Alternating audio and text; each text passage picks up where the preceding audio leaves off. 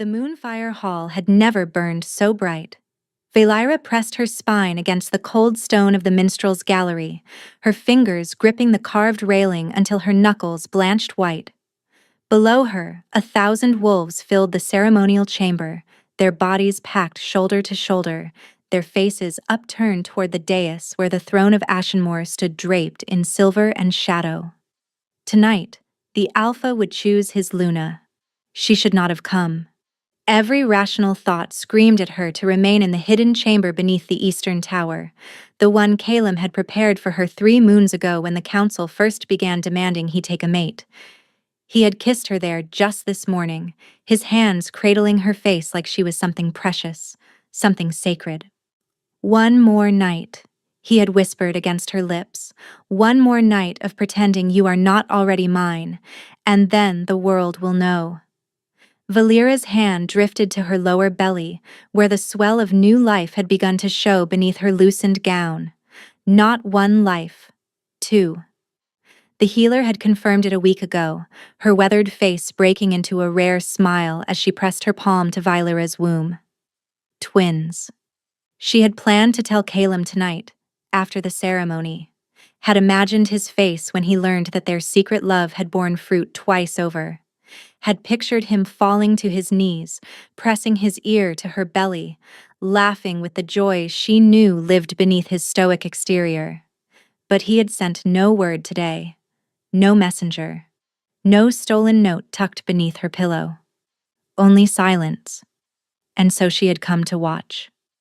The mark on her inner thigh burned with familiar warmth, and Valira pressed her palm against it through the fabric of her dress. Calum had given her that mark 6 months ago, in the sacred grove beyond the pack's borders where no wolf could witness, no tongue could whisper. His teeth had broken her skin with exquisite care, his wolf claiming her in the old way, the way that could not be undone by politics or protocol. "You are mine," he had growled against her bleeding flesh, his eyes blazing gold as his wolf surged forward.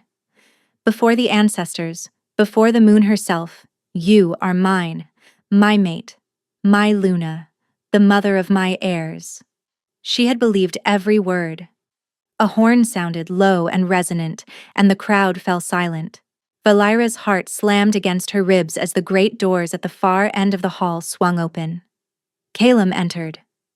Even from this distance, even shrouded in shadow, he commanded the room with his presence. He stood taller than any wolf in the realm, his shoulders broad beneath the ceremonial black cloak that swept the floor behind him. Dark hair fell across his forehead, and the hard angles of his face caught the torchlight like a blade catching the sun. But something was wrong. Valira leaned forward, her brow furrowing. She knew the way Calum moved, knew it as intimately as she knew her own heartbeat. He walked like a predator, all coiled power and fluid grace, every step deliberate, every motion purposeful. Tonight, he moved like a puppet on strings. His gait was stiff, mechanical. His arms hung at his sides without their usual tension, and his head remained fixed forward, never turning, never scanning the crowd the way an alpha's instincts demanded. Valira's mark flared with sudden heat, and she gasped, pressing harder against the scar on her inner thigh. Something was wrong with their bond. She could feel it. A strange hollowness where his presence should have resonated, a void where his emotions should have bled into hers. It was as if she were reaching for him through fog. Calum ascended the dais and turned to face the assembly. The elder prime rose from his seat, ancient and withered, his voice carrying across the hall with supernatural clarity. "Wolves of Ashenmoor, for 300 years this pack has stood as the shield of the northern realms. Tonight, our Alpha shall choose the she-wolf who will rule beside him, who will bear his heirs, who will guide our people through whatever darkness lies ahead." The crowd rumbled with anticipation. Valira's nails bit crescents into her palms. "The candidates shall present themselves." A side door opened, and 5 women in flowing white emerged. Valira recognized them all. Daughters of the council families, each one groomed from birth for this possibility. She had served them tea when she was still a nobody, still the orphaned daughter of a disgraced warrior, before Calum had found her gathering herbs in the forest and everything had changed. But it was the fifth woman who turned Valira's blood to ice. Sarilith. Her sister walked at the center of the group, her silver gold hair cascading down her back like moonlight on water. She was 3 years older than Valira, 3 years more beautiful, 3 years more cruel. They shared a mother, but not a father. And Sarilith had never let Valira forget which bloodline carried worth. What was her sister doing among the candidates? Sarilith was not of noble birth. Their mother had been a seamstress, their fathers common soldiers. There was no world in which Sarilith should have been permitted to. And then Valira saw her sister's hand brush against the elder prime's sleeve, saw the almost imperceptible nod that passed between them, saw the smile that curled Sarilith's painted lips as she took her place before the throne. A smile of triumph. A smile of someone who already knew she had won. No. Valira's hand flew to her belly, to the lives growing inside her, to the proof of everything Calum had promised. He would not choose Sarilith. He could not. The bond between them was unbreakable, witnessed by the moon herself. No alpha could claim two mates. The moment he announced Valira, the moment he revealed the mark he had given her, every wolf in this hall would know that his choice had been made long ago. She watched Calum's face for any sign of the man she loved, any flicker of warmth, of recognition, of the secret they shared. His expression was carved from granite. His eyes, those amber eyes that softened with love when he looked upon her, stared ahead with the emptiness of a corpse. Calum, Alpha of Ashenmoor, blood of the first shadow wolves. The elder prime's voice echoed through the hall like a death knell. You have heard the council's counsel. You have reviewed the alliances and the bloodlines. Your pack awaits your choice. The silence that followed was absolute. Not a breath, not a whisper. 1,000 wolves holding perfectly still while the future of their realm balanced on a single word. Valira stopped breathing. Her mark seared against her inner thigh, pulsing in rhythm with her thundering heart.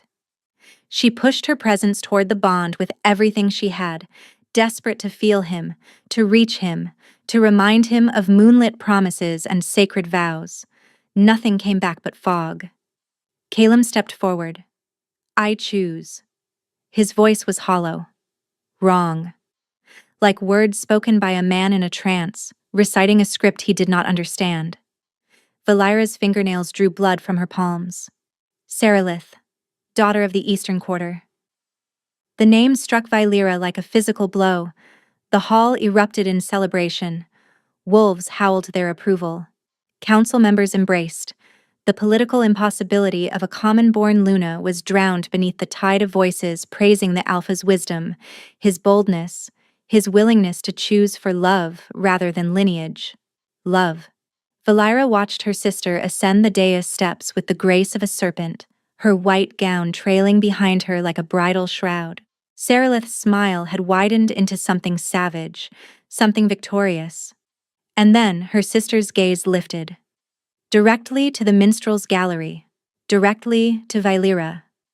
Their eyes met across the chaos of celebration, and Valira saw the truth written in her sister's face, the knowing, the satisfaction, the cruelty she had hidden beneath beauty for 23 years. Sarilith had known. She had known about the secret bond, about the mark, about the child growing in Valira's womb. And she had used that knowledge to orchestrate this moment, to steal the man her sister loved, to claim a throne that was never meant to be hers.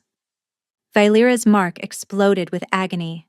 She doubled over, a scream tearing from her throat that was swallowed by the cacophony below. Fire raced through her veins, centered on the scar where Calum's teeth had claimed her, spreading outward until her entire body convulsed with pain. Through tear-blurred vision, she watched Calum take her sister's hand, watched him raise it to his lips in the traditional gesture of acceptance, watched Sarilith turn to face the crowd, radiant and triumphant, while the man Valira loved stood beside her like a statue. He did not search the galleries for her hiding place. He did not hesitate. He did not seem to remember that she existed. Something inside Valyra splintered. Not broke, not shattered. Splintered like a tree struck by lightning, fractures spreading through heartwood that had stood strong for years, threatening to collapse under the weight of a single devastating blow. The twins moved inside her. Both of them at once, as if responding to their mother's anguish. A sharp kick from the left, a flutter from the right. Two hearts beating beside her broken one. Two lives that did not yet know their father had just abandoned them before they drew their first breath. Valyra pressed both hands to her belly and stumbled backward into the darkness of the gallery passage. She could not watch anymore. Could not stand in the shadows while her sister was crowned Luna, while Calem was bound to another, while every dream she had dared to dream turned to ash in her mouth. She ran. The servants' corridors were empty. Every wolf in the pack gathered to witness the ceremony. Valyra's bare feet slapped against cold stone as she fled. One hand braced against the wall, the other wrapped protectively around her children. His children. The children he had sworn would rule Ashenmoor beside him. The children he had just betrayed. Valyra reached her hidden chamber in a haze of grief and fury. She had almost nothing to pack. The life of a secret lover afforded few possessions. A spare dress? Her mother's bone-handled comb. The dried sprig of moonflower Calem had picked for her the night he first said he loved her. She stared at the flower for a long moment. Then she let it fall to the floor. There was no room for sentiment where she was going.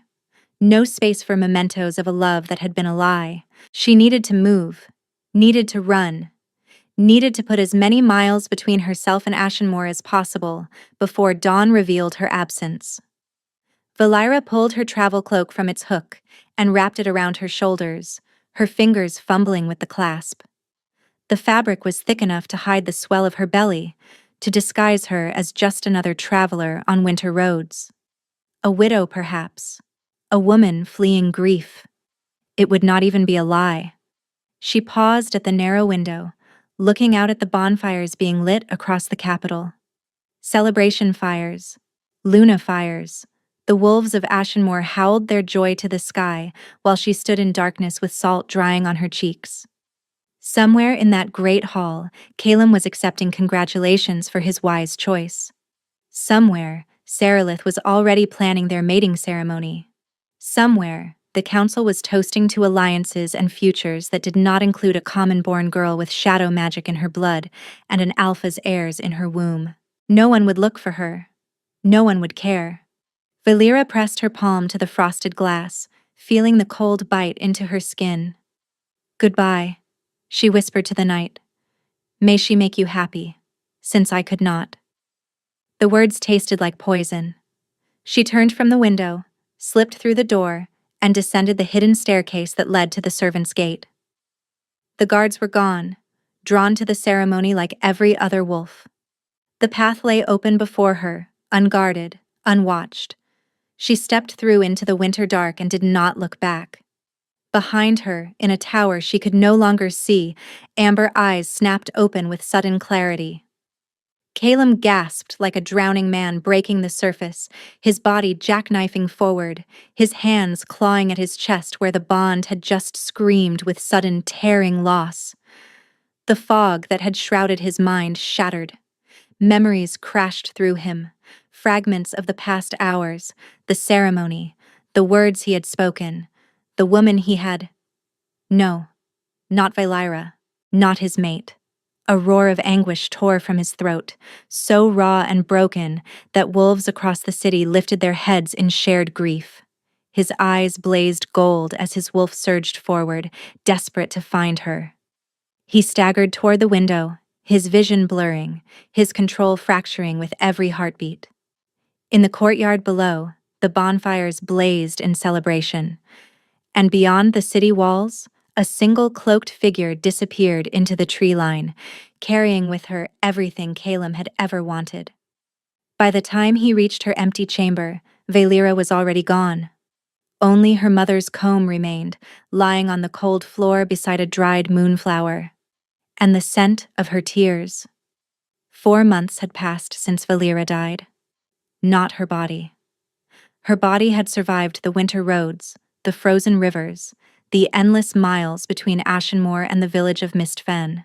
Her body had found shelter in an abandoned cottage at the edge of the marshlands, had learned to survive on foraged roots and the coin she earned brewing remedies for the local farmers.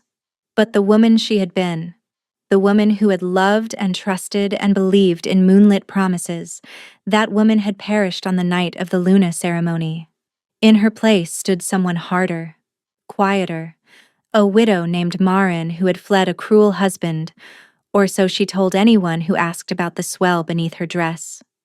The villagers of Mistfen were kind in their rough way, asking few questions, accepting her healing teas and poultices without demanding her history. She had almost begun to believe she might survive this. The twins grew stronger with each passing week. Valera felt them constantly now, two distinct presences moving within her, responding to her moods, her fears, her rare moments of peace. The village midwife had confirmed what Valera already knew, that two lives grew where one should have been, and had warned her that the birth would be difficult. Valera did not care about difficult. She cared only about keeping them safe. But the nights were another matter. Every time she closed her eyes, she heard him. Valera. His voice, calling from somewhere vast and dark. Not a memory. Not a dream. Something more.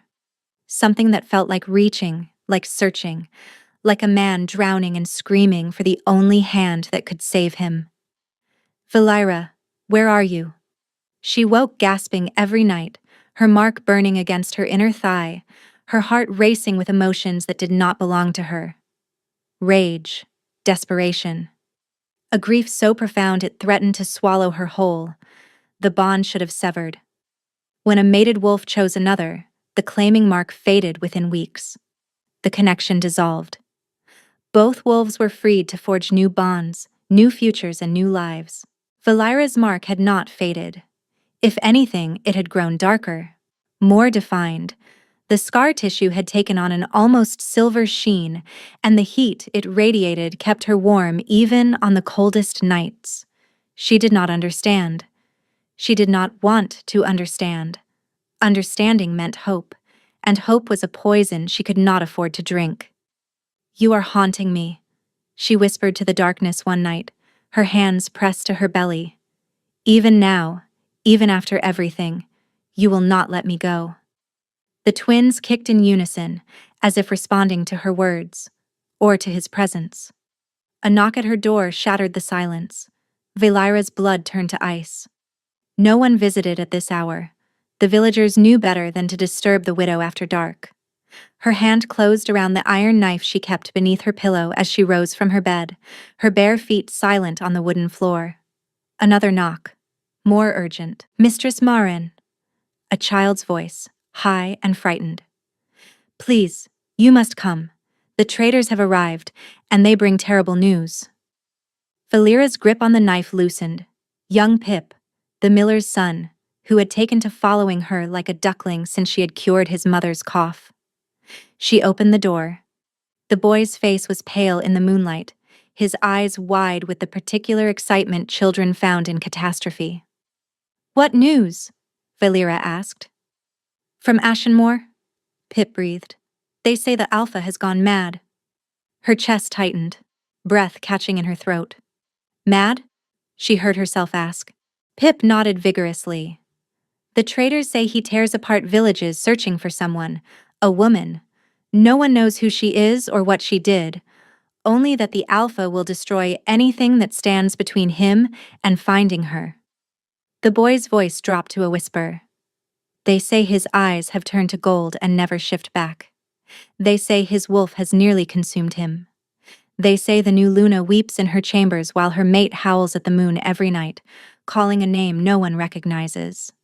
Valera's hand found the doorframe, found something solid to hold as the ground shifted beneath her. "What name?" she whispered. But she already knew the answer. "Valera," Pip said. "He calls for someone named Valera." 3 days after the trader's visit, the wolves arrived. Valera spotted them at dawn, 3 massive shadows standing at the tree line where the marsh met the forest. They made no move toward her cottage, no aggressive posture, no threat.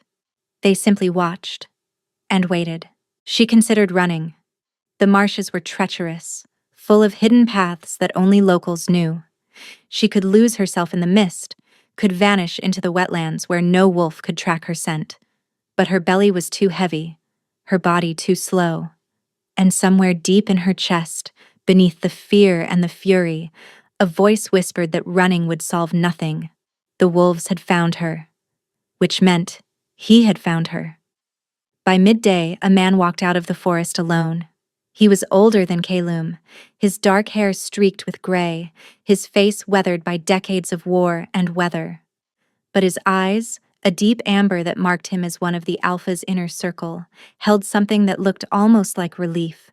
Valera met him on her threshold with an iron knife in her hand and murder in her heart. "If you have come to drag me back in chains," she said, "I will make you bleed for every step." The man stopped 10 paces from her door.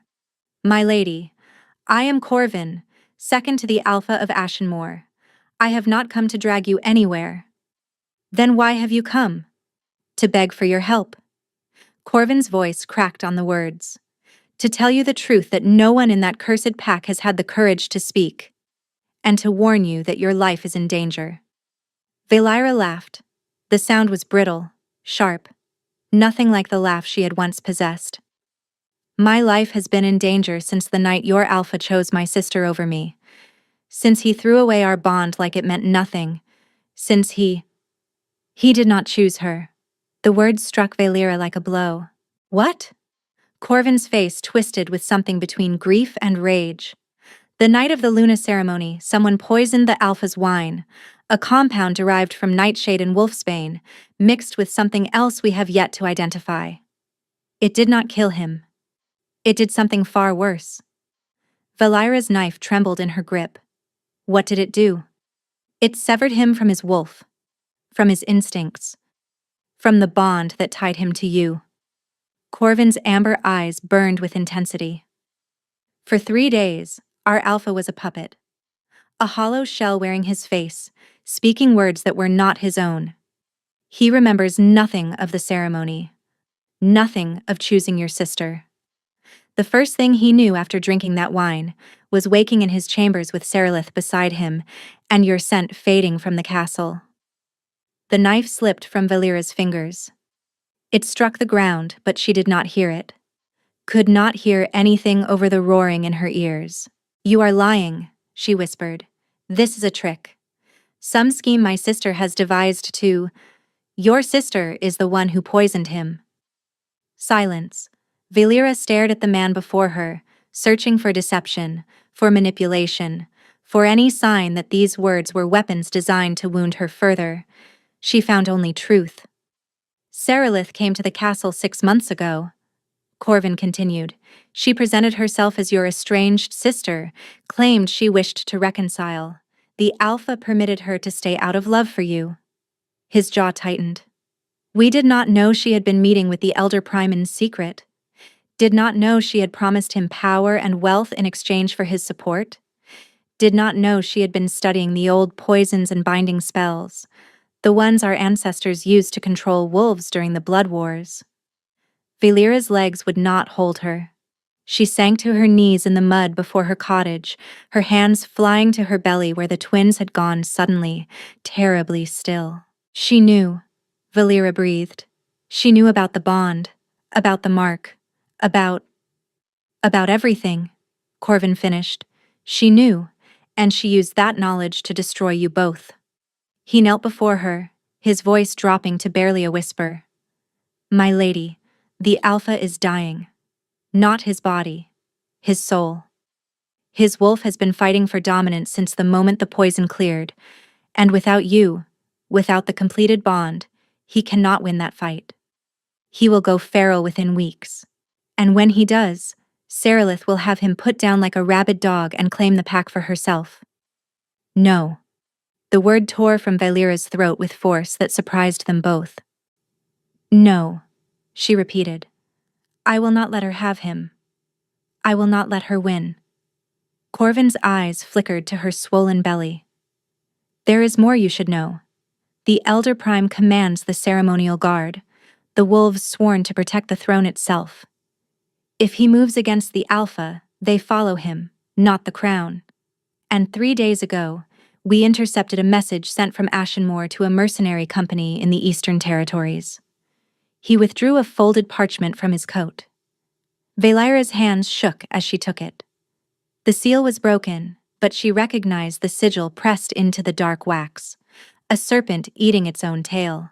The mark of the Elder Prime's faction, now claimed by Serelith as her own. The message inside contained only 2 lines. The shadow-blooded whore has been located. Eliminate her, and the abomination she carries before the next moon rises. As Valira read the words 3 times before their meaning penetrated the fog of shock.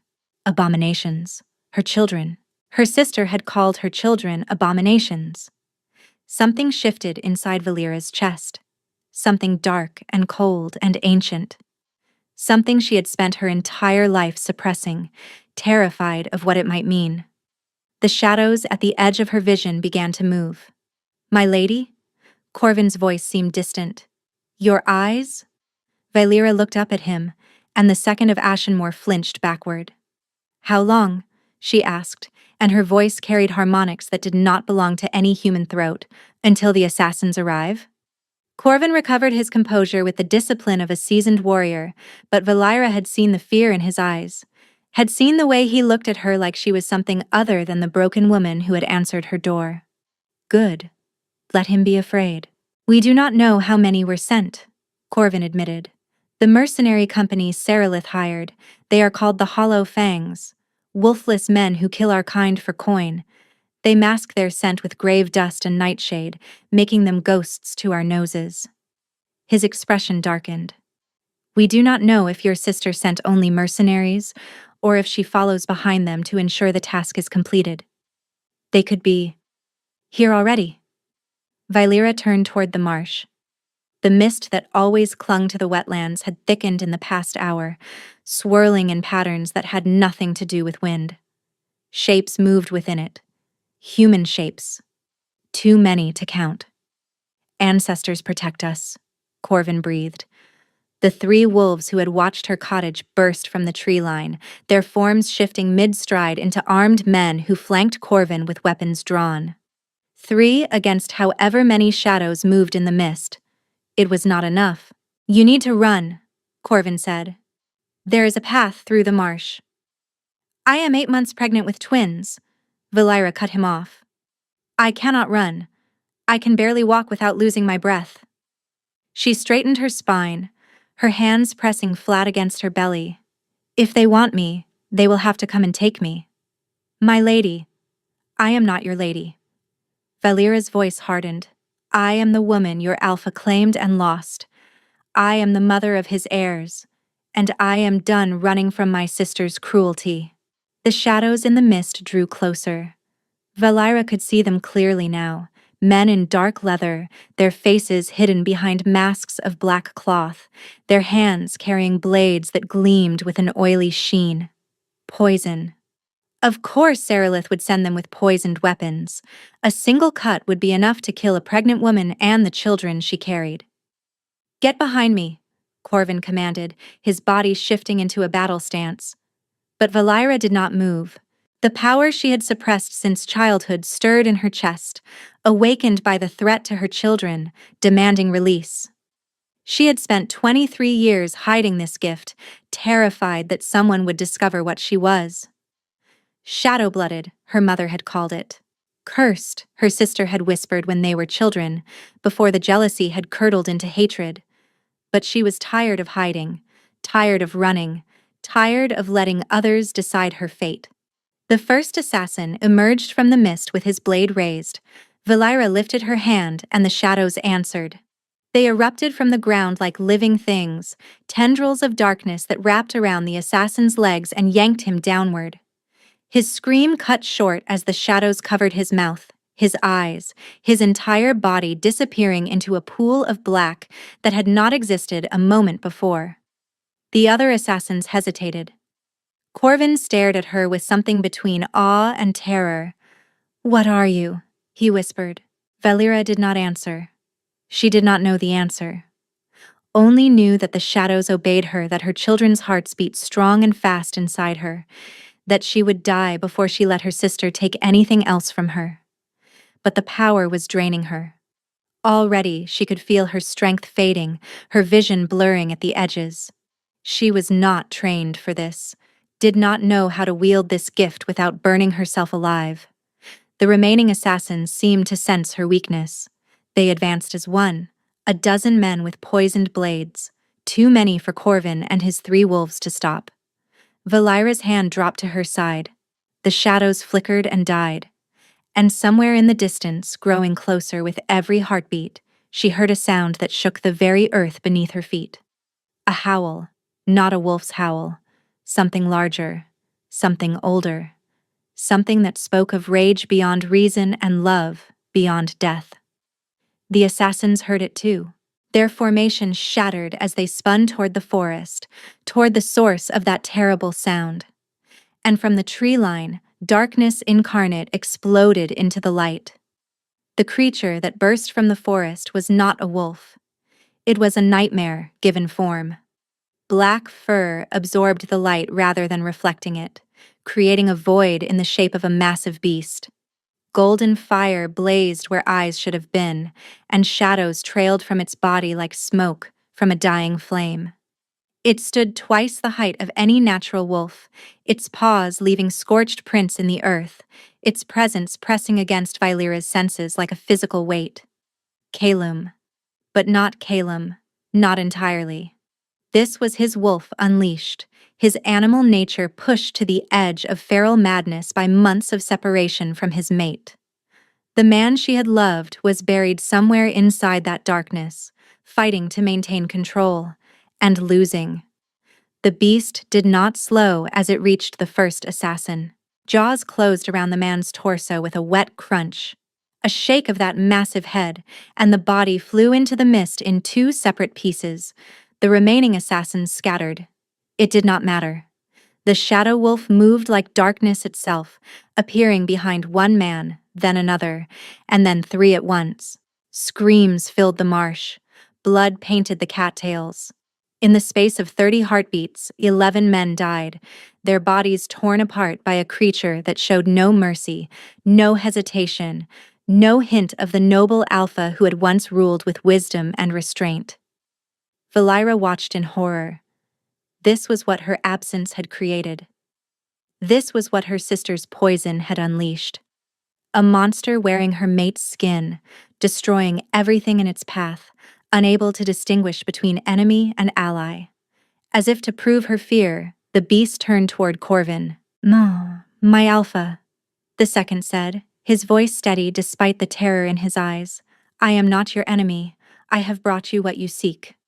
The shadow wolf snarled, golden flames flickering in its gaze. It did not recognize him. Corvin held his ground, but Valera saw his legs trembling. The 3 wolves at his side had already shifted back to human form, prostrating themselves before their alpha in desperate submission. It would not be enough. The beast crouched, muscles coiling for a killing lunge. Valera stepped forward. "Calum." Her voice cut through the blood-mad haze like a blade through silk. The shadow wolf froze, its entire body going rigid, its blazing eyes snapping toward her with an intensity that stole the air from her lungs. "Calum," she repeated, softer now. "I am here." The beast moved toward her, not attacking, not lunging, walking, each step deliberate, and each movement carrying a weight of desperate need that pressed against their bond, like a hand reaching through darkness. Valera did not retreat. She stood her ground as the creature approached, as its hot breath washed over her face, as its massive head lowered until those burning eyes were level with her own. "I am here," she whispered a 3rd time. "I am alive. I never stop being yours."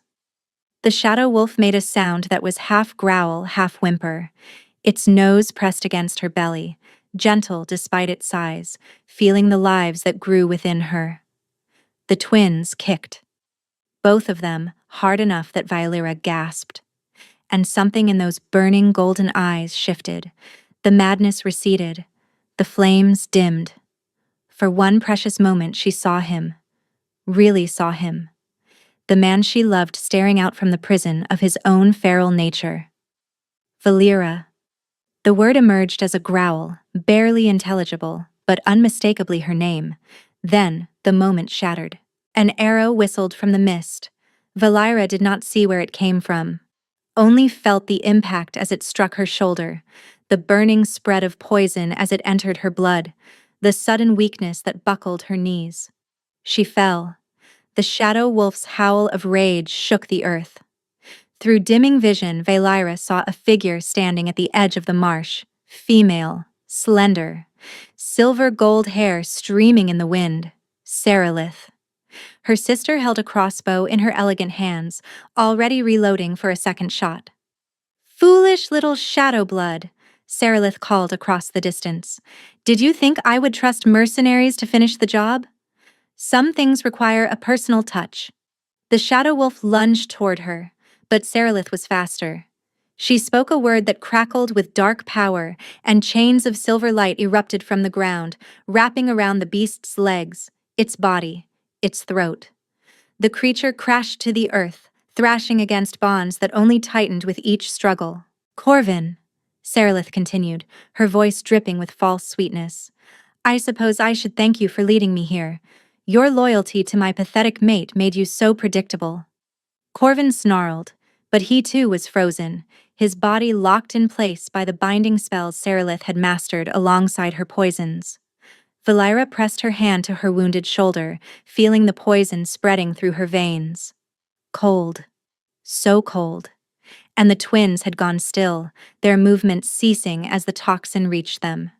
No, not her children. Not after everything. She would not let her sister take them. The shadows. Valeira gasped, reaching for the power she had touched moments before. "Answer me." But the poison was blocking something, severing her connection to the darkness that had obeyed her will. She could feel it there, just beyond her reach, screaming to be released. She could not grasp it. Serelith approached with the leisure of a predator who knew its prey was cornered. She stopped before Valeira's crumpled form, looking down with an expression of theatrical pity. "You know, I almost feel sorry for you," Serelith mused. "You actually believed he loved you, believed that an alpha would choose a shadow-blooded mongrel over a woman of real power." She laughed. "The claiming mark was clever, I admit. But marks can be removed. Bonds can be broken. And once you are dead, once those abominations inside you stop breathing, I will have everything." She raised the crossbow, aiming at Valeira's swollen belly. "Any last words for your precious children?" Valeira looked up at her sister. At the face she had known since childhood. At the beauty that had always overshadowed her own. At the cruelty that had festered behind kind smiles and sisterly embraces. "Yes," Valeira said quietly. "I forgive you." Serelith's finger hesitated on the trigger. "What?" "I forgive you for the jealousy that poisoned your heart. I forgive you for the hatred you never had the courage to show. I forgive you for trying to destroy the only good things in my life." Valeira's voice grew stronger despite the poison burning through her. "But my children will not." The twins moved. Not kicked. Not fluttered.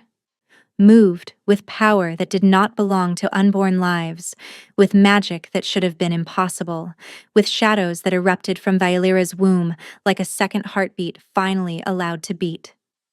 The darkness that Serelith's poison had blocked did not come from Valeira. It came from them. The shadows exploded outward in a wave of darkness. Serelith screamed as the force struck her, sending her flying backward into the marsh. Her crossbow discharged wild, the bolt vanishing into the mist. The chains binding Calum and Corvin dissolved like smoke in sunlight. And Valeira felt her children's power flood through her veins, burning away the poison, filling her with strength she had never known she possessed. She rose to her feet. The wound in her shoulder sealed itself, New flesh knitting over torn muscle, the toxin evaporating from her blood as shadow magic cleansed what science could not cure. Around her, the darkness moved like a living thing, responding to her will, yet guided by something deeper. Her children were saving her. Even unborn, even unnamed, they had felt their mother dying and refused to allow it. Caleb's wolf form began to shrink. The shift happened slowly, painfully, as the man fought to reclaim control from the beast that had ruled him for too long. Bones cracked and reformed. Fur receded into skin. The blazing golden eyes dimmed to amber, calm returning as his wolf settled into peace. When the transformation completed, the Alpha of Ashenmoor knelt in the blood-stained mud, naked and trembling and more vulnerable than Vylera had ever seen him. He looked up at her with eyes full of tears. "You are alive," he breathed. "You are alive, and you are—" His gaze dropped to her belly, to the swell that had not existed when he last held her, to the lives growing within her that he had not known about, had not been told about, had been denied by poison and politics and a sister's hatred. "Twins," Vylera said quietly, "your heirs." Caleb made a sound that was half sob, half laugh. He crawled toward her through the mud, reaching for her with hands that shook violently. "May I?" he asked. The question broke something in Vylera's chest. This man, this Alpha who had just torn apart a dozen assassins, was asking permission to touch his own children. She took his hand and pressed it to her stomach. The twins moved immediately, responding to their father's presence with kicks that came from opposite sides. Caleb's eyes went wide. His palm flattened against her belly, feeling, searching, his expression shifting through wonder and grief and joy and heartbreak. "I did not know," he whispered. "Vylera, I did not know. If I had—" "You would have done what?" The words emerged sharper than she intended. 4 months of grief and fury could not be erased by a single moment of tenderness. "You chose my sister. Before the entire pack you named her Luna while I watched from the shadows." "I did not choose her." Caleb's voice cracked. "I would never—" "I saw you. You saw a puppet." He gripped her hands with desperate strength. "You saw a hollow shell that wore my face while Serelith's poison controlled my every word. I remember nothing of that ceremony. Nothing of the days that followed. The first thing I knew after drinking that cursed wine was waking in my chambers with your scent fading from the castle, and your sister in my bed." Vylera flinched. "She was in your bed?" "I threw her through the wall." Caleb's eyes flared gold briefly, then settled back to amber. "I felt the bond screaming, felt you slipping away, and when I saw her there, pretending to be my mate, my wolf nearly killed her on the spot." "Why didn't he?" The question hung between them, raw and unfair, and desperately needed. "Because I needed answers," Caleb said quietly.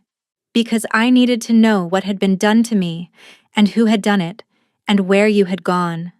And because some part of me, some broken, desperate part, hoped that she might tell me where to find you." "Did she?"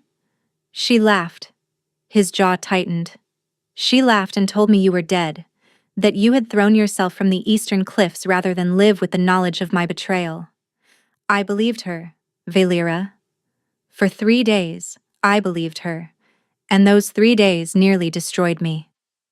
Vylera remembered those days, the flight through frozen forests, the desperate search for shelter, the certainty that she had been abandoned, discarded, forgotten. They had both been in hell. Different hells, but hell nonetheless. "How did you learn the truth?" she asked. "The bond." Caleb pressed his hand to his chest. "I could still feel you. Faint, distant, but alive. My wolf knew. He always knew. And when I finally accepted that Serelith had lied, when I finally listened to what my instincts had been screaming since I woke from that poisoned haze," he trailed off, unable to continue. "You searched," Vylera finished. "I tore apart the kingdom." His voice was hollow. "Every village, every town, every corner of every territory that owed allegiance to Ashenmore. I offered gold, titles, anything. I threatened. I begged. I destroyed. I know, the traitors brought word. And still I could not find you. Tears streamed down his face. 4 months. 4 months of hell, Velira. 4 months of feeling you through the bond, knowing you were alive, unable to reach you. My wolf went mad with it. I went mad with it. A rustle from the marsh interrupted them. Sarilith emerged from the mist, her beautiful face twisted with fury, her silver-gold hair tangled with mud and blood. The shadows had wounded her, leaving burns across her arms that smoked in the morning light. But she was still standing, and in her hand, she held something that made Kylam go rigid with fear. A vial of shimmering liquid. The same poison she had used on the night of the Luna ceremony. Did you really think it would be that easy? Sarilith's voice rang across the marsh, high and mocking. A tearful reunion? A few pretty words and everything forgiven? Kylam moved to shield Velira with his body, but his legs buckled beneath him. The shift from full feral to human had cost him more than he could afford. His body was weakened, his wolf exhausted, his reserves depleted by months of searching and the battle that had just ended. He could barely stand. Sister, Velira said, stepping around him despite his growl of protest. Put down the vial. Sister. Sarilith laughed, and the sound was sharp enough to cut. You dare call me sister? After everything you stole from me? I stole nothing from you.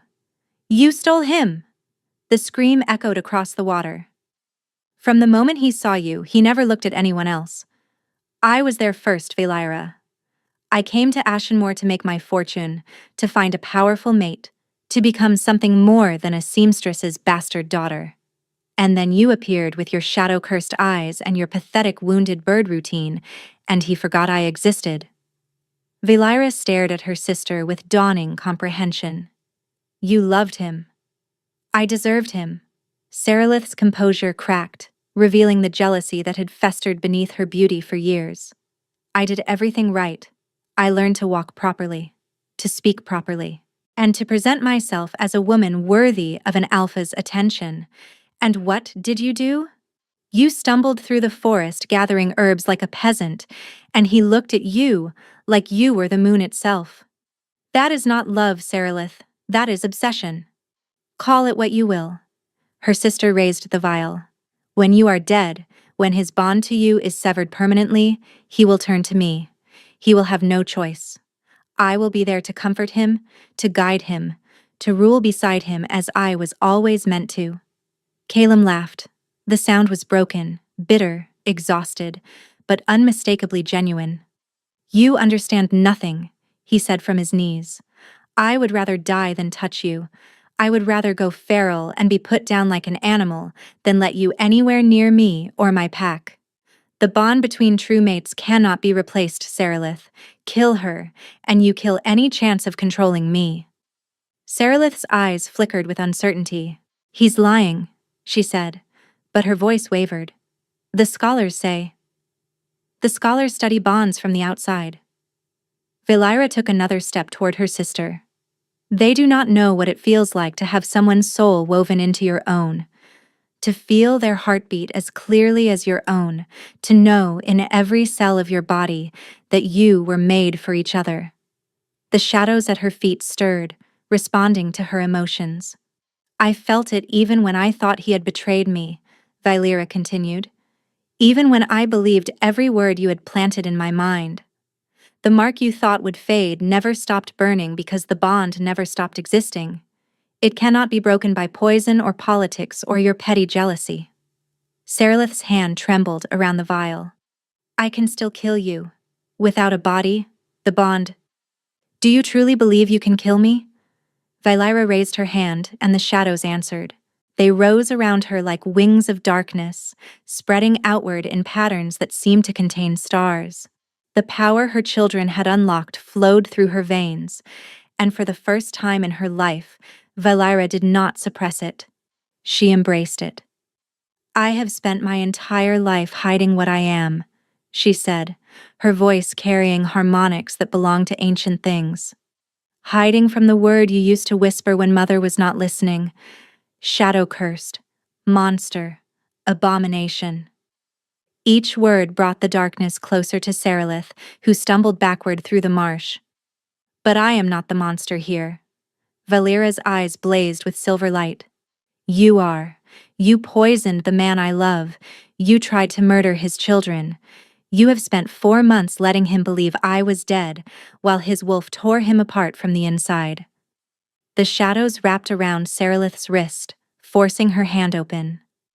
The vial fell into the water and disappeared beneath the surface. Do you know what the pack does to those who betray their alpha? Valera asked softly. Do you know what happens to wolves who use forbidden poison against their own kind? Serelith's composure finally shattered. Please, Valera, please. I am your sister. We share blood. You tried to murder my children. I was desperate. You wanted what was not yours to take. Valera stood before her sister, close enough to touch, the shadows swirling between them like a living barrier. And now you will face the consequences. Valera. Calem's voice, weak but determined, drew her attention. He had managed to rise to his feet, swaying with exhaustion, his amber eyes fixed on her with something like wonder. She is yours to judge, he said. By the old laws, a mate who has been wronged may determine the fate of the one who wronged her. Whatever you decide, I will support. Valera looked at her sister, at the fear in those beautiful eyes, at the woman who had tormented her since childhood, who had stolen her happiness, who had tried to murder her children. The shadows screamed for blood. But Valera had not survived 4 months of exile, had not carried twins through winter roads and marshland cottages, had not fought her way back to the man she loved, just to become the monster her sister had always accused her of being. You will live, Valera said. Serelith's eyes widened with desperate hope. But not as a wolf. The hope died. The shadow magic can sever the connection between a wolf and their human half, Valera continued. I have always known this, always feared it, and always suppressed the knowledge because I did not want to become a weapon. She raised her hand. But for you, sister, I will make an exception. The shadows plunged into Serelith's chest. Her sister screamed as darkness invaded her body, searching for the thread that connected her to her wolf, the bond that made her more than human. It found that thread, wrapped around it, and with a single vicious pull, severed it completely. Serelith collapsed into the marsh, her screams fading to whimpers, her body convulsing as something essential was torn from her soul. When she finally stilled, she looked up at Valera with eyes that held no amber, no wolf, and no power. Only human. Only empty. You will live out your days as what you always accused me of being, Valera said quietly. An abomination. A creature without a wolf, living among those who will never accept you. And every day, for the rest of your pathetic existence, you will remember what you lost because of your jealousy. She turned away from her broken sister. Corvin's wolves bound Serelith's wrists and hauled her upright. She would be dragged back to Ashenmoor to face the pack's judgment, not as a criminal worthy of execution, but as a cautionary tale. A wolfless creature who had gambled everything and lost. Calem was watching her with an expression she could not read. You showed mercy, he said finally. I showed justice. Valera moved toward him, her shadows receding, her power settling back into something manageable. Death would have been too easy. Now she must live with the consequences of her choices. Calem reached for her. She let him pull her into his arms. I love you, he whispered against her hair. I have loved you since the moment I saw you in that forest, gathering herbs with dirt on your face and sunlight in your eyes. I loved you when I thought I had lost you forever. I will love you until the stars burn out and the moon falls from the sky. Valera pressed her face into his chest, feeling his heartbeat against her cheek, his arms around her body, his presence filling the hollow space that had ached for 4 endless months. "I love you too," she whispered. "Even when I hated you, even when I wanted to forget you, I never stopped loving you." The twins kicked, as if in approval, and somewhere in the distance, wolves began to howl. The journey back to Ashenmoor took 2 days. Caleb refused to let Valera out of his sight, refused to let her walk when he could carry her, refused to sleep until exhaustion pulled him under, and even then only with his body curled protectively around hers. His wolf, finally at peace after months of feral torment, purred constantly in the back of his mind. Mate, pack, pups, safe. Valera allowed the coddling because she understood the need behind it. She felt the same desperate hunger for his presence, the same bone-deep relief every time she woke and found him still there. They talked during the journey. He told her about the nights he had spent howling at the moon, calling her name until his throat bled. About the way his wolf had nearly killed 3 council members who suggested he accept Sarilith as his true Luna. About the slow descent into madness that had only been halted by the faint, persistent pulse of their bond. She told him about the exile, the false name, the cottage at the edge of the marsh where she had learned to survive alone. About the nights she had heard his voice in her dreams, calling her name, and believed she was losing her mind. "My wolf was reaching for you," Caleb said quietly. "Every time I slept, he searched through the bond. I thought they were only dreams." "They kept me alive," Valera admitted. "Even when I hated you, hearing your voice reminded me that I was not alone." On the second morning, they crested the final hill before Ashenmoor and stopped. Smoke rose from the capital, not cooking fires or forge smoke, but the thick black columns of buildings burning. The great banner that should have displayed the Shadow Wolf crest had been torn down, replaced by the serpent sigil of the Elder Prime's faction. "No," Corvin breathed from behind them. "They would not dare." "Who?" Valera demanded. Caleb's face had turned to stone. "The Elder Prime, Sarilith's ally on the council. He must have moved when word reached him that I had found you." "Moved to do what?" "To take the throne before I could reclaim it." Fresh howls rose from the city, but these were not howls of celebration. They were howls of battle, of death, of wolves fighting wolves in the streets of the capital. "How many warriors remain loyal to you?" Valera asked. "Enough." Caleb's eyes blazed gold as his wolf surged with renewed fury. "But the Elder Prime controls the ceremonial guard. If he has declared himself regent, then he will have hostages." Corvin's voice was grim.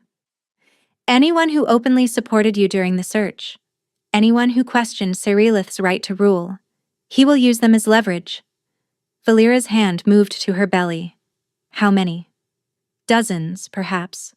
The servants who helped me search. The warriors who refused to stop looking. The healer who tended me after Sarilith's poisoning. The healer, old Margath, who had delivered half the pups in Ashenmoor. Who had confirmed Valera's pregnancy with gentle hands and kind words. Who had promised to keep the secret until Valera was ready to tell her mate. "We have to save them," Valera said. "You cannot enter that city." Caleb's voice hardened. "If the Elder Prime captures you, if we do nothing, innocent wolves die." She met his gaze without flinching. "I will not let others suffer for my sake, not again." Caleb stared at her for a long moment. Then, slowly, a smile spread across his face. Fierce, proud, full of a love that made her heart ache. "My Luna," he murmured. "Even now, you think of others before yourself." He turned to the wolves assembled behind them, 30 warriors who had joined them during the journey, their eyes bright with loyalty and rage. "The Elder Prime believes he has won," Caleb announced. "He believes his treachery has succeeded, that his false authority will go unchallenged." He reached for Valera's hand. "He is wrong." The battle for Ashenmoor raged through the morning. Calum's loyal wolves crashed against the Elder Prime's ceremonial guard with a fury born of 4 months of helpless rage. Streets that had once rung with commerce now echoed with snarls and screams. Blood ran between the cobblestones. But progress was slow. The ceremonial guard had fortified the throne room, using the hostages as shields against any direct assault. Every time Calum's forces pushed forward, the Elder Prime's wolves retreated behind a wall of innocent lives. By noon, the situation had become a siege. "We cannot wait them out," Corvin reported. "The Prime has threatened to execute 1 hostage every hour until you surrender yourself." Valira watched from the command post Calum had established in an abandoned merchant's house. Her hands pressed to her belly where the twins had grown increasingly agitated. They could feel her fear, her frustration, her desperate need to act. "How many hostages?" she asked. 43 confirmed, including the healer Margeth and several children too young to shift. Children. The Elder Prime was threatening to murder children. Valira rose from her seat. "Where are you going?" Calum demanded, his hand catching her arm. "To end this." "Valira, he wants you." She turned to face him, her shadows stirring at her feet.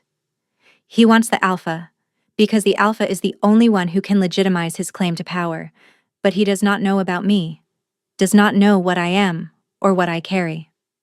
"You cannot seriously be suggesting—" "I am suggesting that I walk into that throne room and offer myself as a hostage in exchange for the children." Her voice did not waver. "I am suggesting that while his attention is focused on me, your wolves find another way in. He will kill you the moment he realizes who you are. Then I will have to be very persuasive about who I am not." Calum's grip tightened on her arm. Through the bond, she felt his terror, his fury, his desperate need to protect her. But beneath all of that, she felt something else. Trust. "The Western Tower," he said finally. "There is a passage from the servants' quarters that opens behind the throne. My wolves can reach it in 20 minutes if they move now." "Then I need to give you 20 minutes." Valira leaned up and pressed her lips to his. The kiss was fierce, desperate, full of everything they had not yet had time to say. "Come back to me," Calum whispered against her mouth. "Always," she promised. Then she walked out the door and into the burning city. The ceremonial guard found her within minutes. She let them drag her through the streets, let them parade her before the terrified citizens of Ashenmoor, let them believe she was nothing but a frightened pregnant woman caught in the wrong place at the wrong time. The throne room was vast and cold, its ancient stones echoing with the whimpers of the hostages huddled along the walls. 43 wolves, Valira counted, old and young, warriors and servants, all of them bound, all of them gagged, all of them watching with terrified eyes as the guards threw her at the Elder Prime's feet. "What is this?" The Prime was ancient, his body withered, his eyes sharp with cruel intelligence. He sat on the Shadow Wolf throne like it belonged to him, wearing robes that bore the serpent sigil rather than the pack's crest. "A woman we found in the merchant district," the guard captain reported. "She claims to be a healer, but she was asking about the hostages." The Elder Prime studied Valira with narrowed eyes. "A healer? In your condition? Who sent you?" "No one sent me." Valira kept her voice meek, her eyes lowered. "I came to Ashenmoor to find work.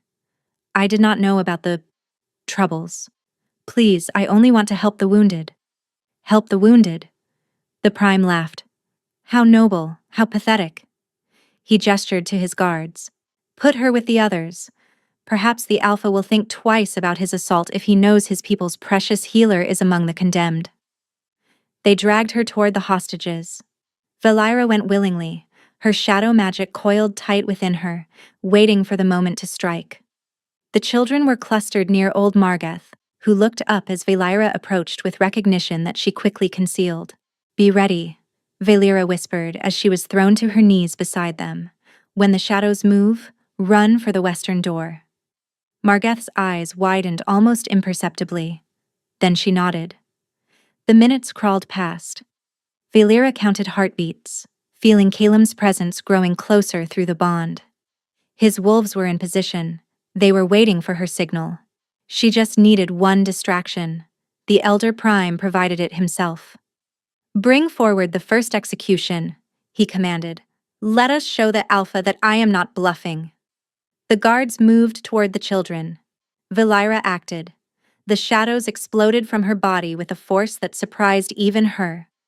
They swept across the throne room like a living tide, knocking guards off their feet, shattering the bonds that held the hostages, creating chaos where order had reigned moments before. "The western door!" she screamed. "Run!"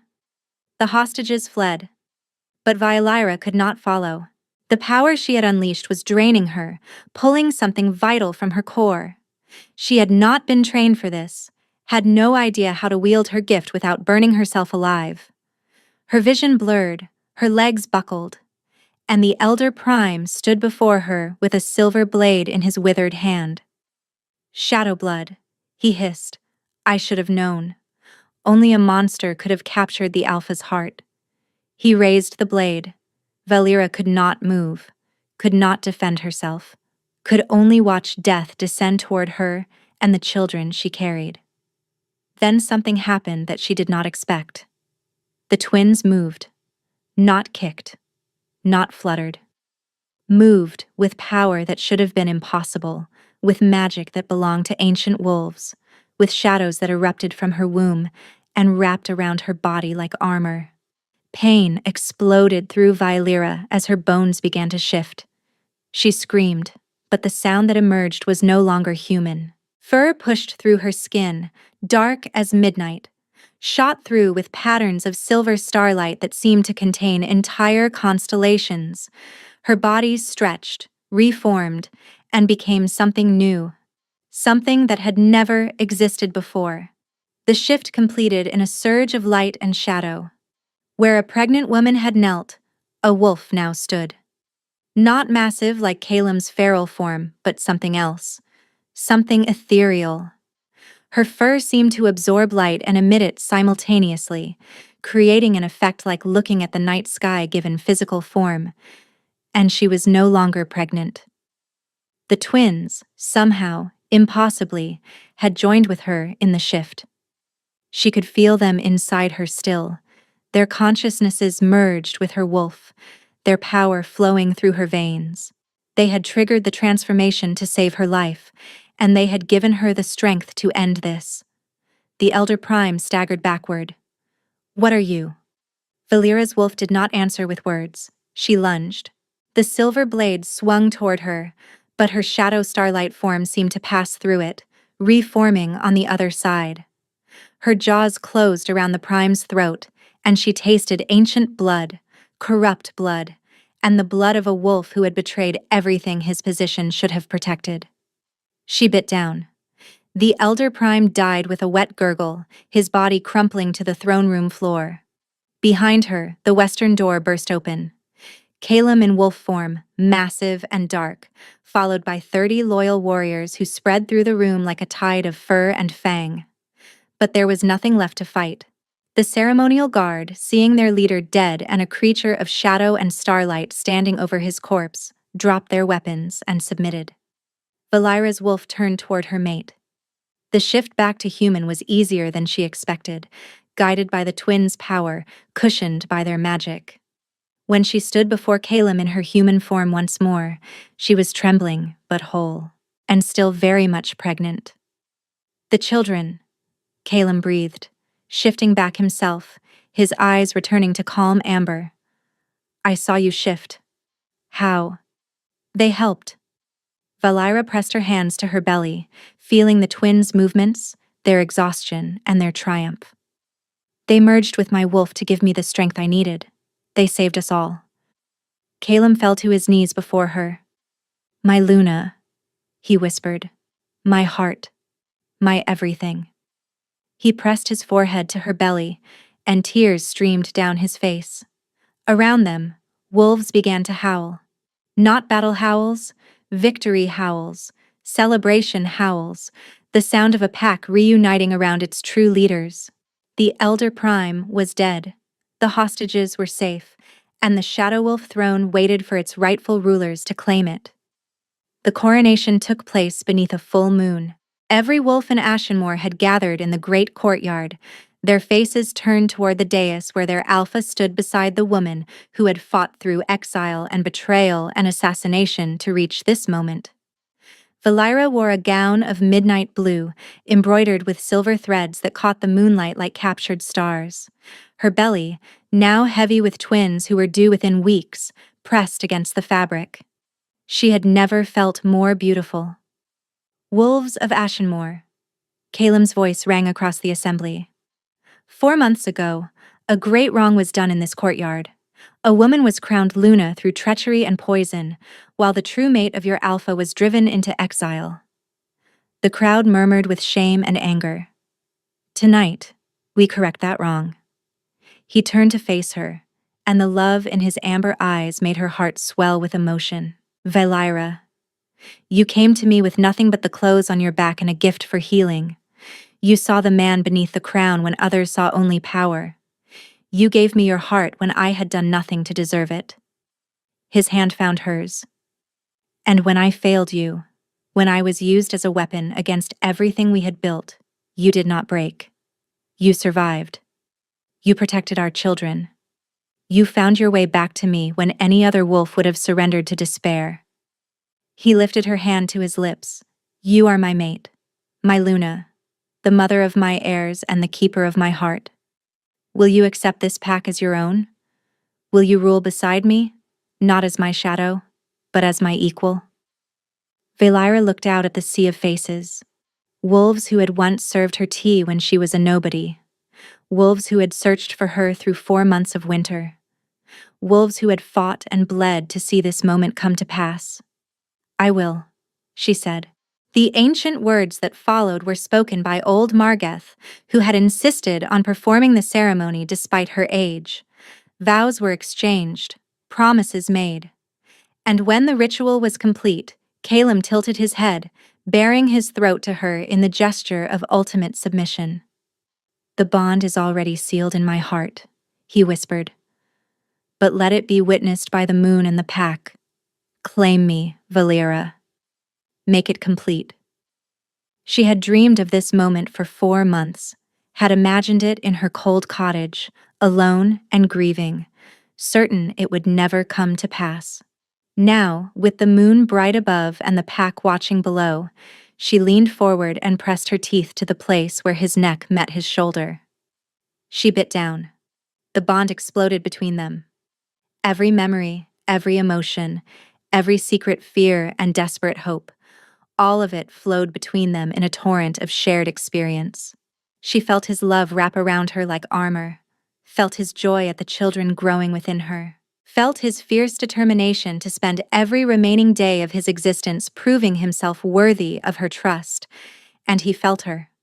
The grief she had carried through 4 months of exile.